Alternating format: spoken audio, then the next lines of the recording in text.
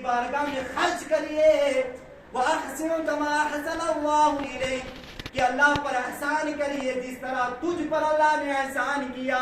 تو وہ بدبخت کہنے لگا قَالَ إِنَّمَا أُوتِيتُهُ عَلَىٰ عِلْمٍ, یہ تو میرے علم کی وجہ سے ہے, یہ جو کچھ میں نے حاصل کیا ہے یہ میرے علم کی قابلیت ہے.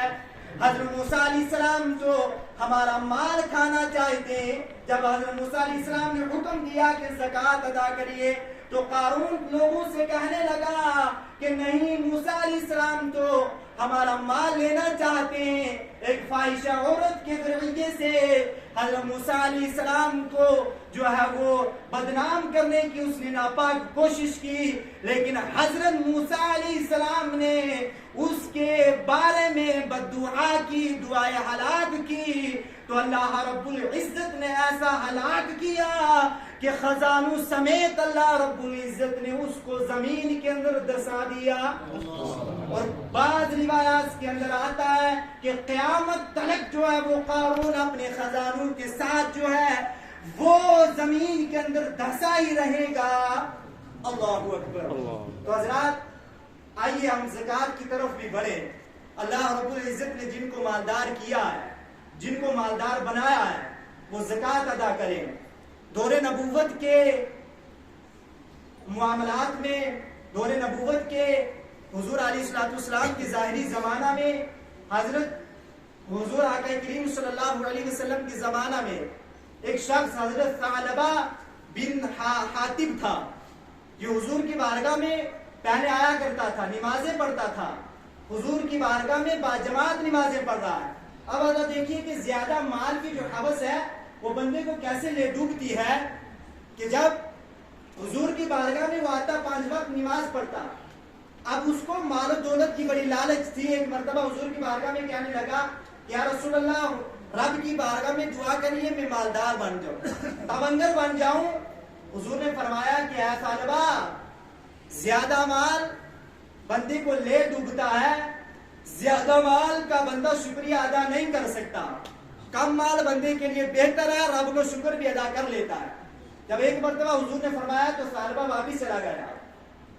اب اس کو مال و متاع کی جو ہے وہ محبت بڑی تھی اس کے بعد. پھر وہ لالچ لے کر ایک مرتبہ حضور کی بارگاہ میں آیا کہ یا رسول اللہ, آپ رب کی بارگاہ میں دعا کریے میں مالدار ہو جاؤں, تونگر ہو جاؤں, رب کا میں شکریہ بھی ادا کروں گا اور ہر ایک کا حق بھی ادا کروں گا, رب کا حق بھی ادا کروں گا. جب حضور نے ہاتھ اٹھائے تو دعا کی اللہم ارزق ثعلبہ مالا, سبحان اللہ, کہ اے اللہ ثعلبہ کے مال کے اندر برکت عطا فرما. اب جب حضور نے دعا کر دی تو رب کی بارگاہ میں دعا مقبول ہوئی. اب ثعلبہ نے تھوڑی ساری بکریاں خرید لی. اللہ کی شان دیکھیے کہ وہ بکریاں جو ہے وہ کیڑوں کی طرح جو ہے کثیر تعداد میں اور زیادتی ہونے لگی. سبحان اللہ, وہ بکریاں بڑھنے لگی یہاں تک کہ مدینہ منورہ میں جگہ کم پڑ گئی اس کی بکریوں کے لیے. اب جب ثعلبہ کی بکریاں زیادہ بڑھ گئی تو اس نے مدینہ منورہ کو چھوڑا, جنگل کے اندر چلا گیا. اب پہلے جماعت 5 وقتہ نماز مسجد میں پڑھ رہا تھا, اب صرف ظہر اور عصر کی نماز جماعت سے پڑھنے لگا. مال کی زیادتی ہو گئی, مال بڑھ گیا.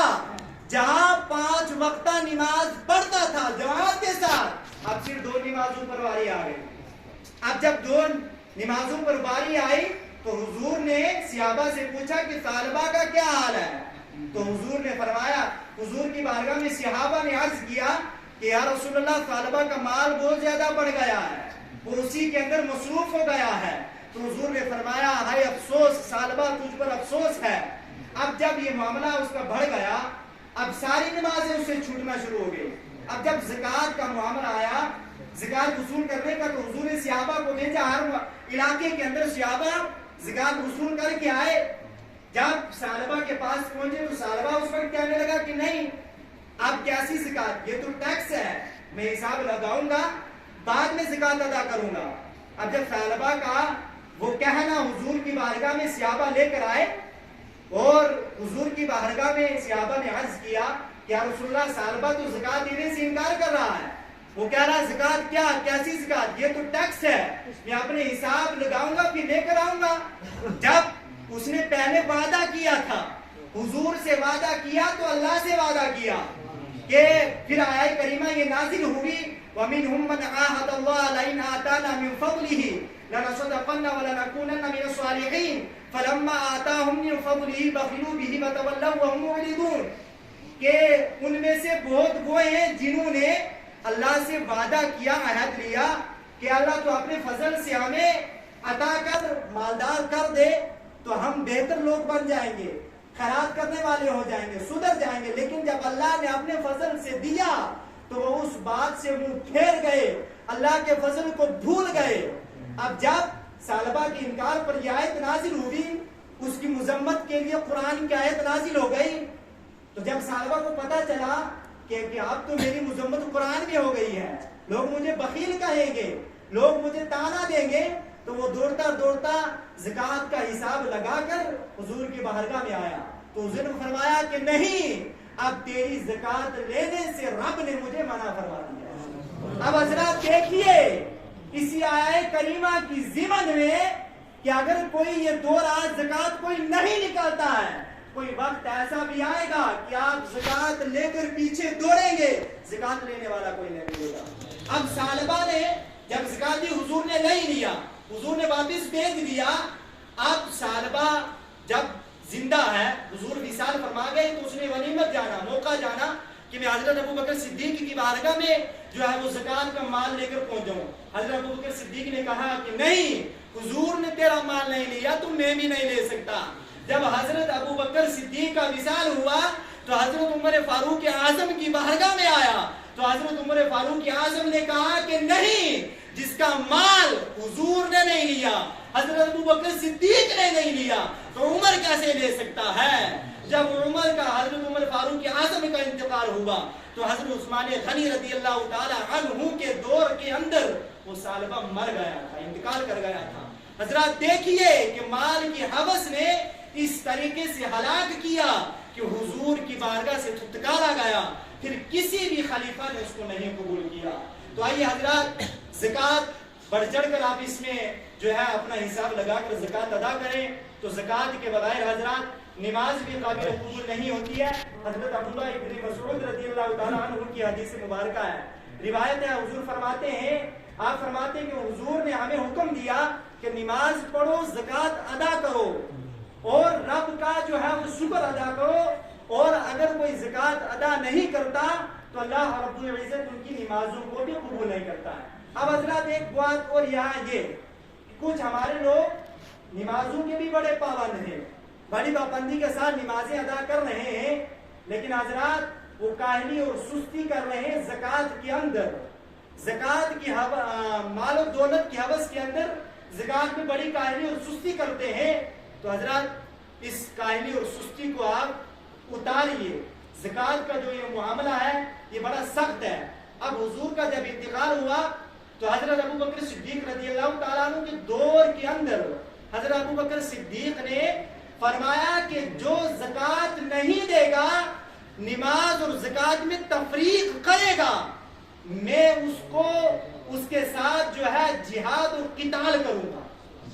حضرت ابوبکر فرماتے ہیں کہ آپ نے حکم فرمایا کہ اگر کوئی تفریق کرے نماز اور زکات کے اندر، یعنی کوئی یہ کہے، آپ جب حضور کا انتقال ہوا تو عرب کی زمین کے اندر کچھ لوگ کافر ہو گئے اس طریقے سے کہ نماز کی فرضیت کو تو انہوں نے قبول کیا لیکن زکات کی فرضیت سے انہوں نے انکار کر دیا، تو حالانکہ کافر ہو گئے۔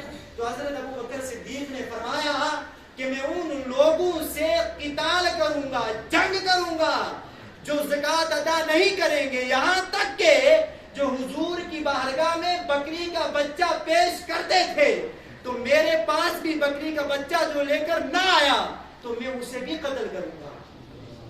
حضرات کی زکات کا اتنا بڑا معاملہ ہے۔ حضرت ابوبکر صدیق نے سب سے پہلا منکرین زکات کے ساتھ جنگ کی تھی۔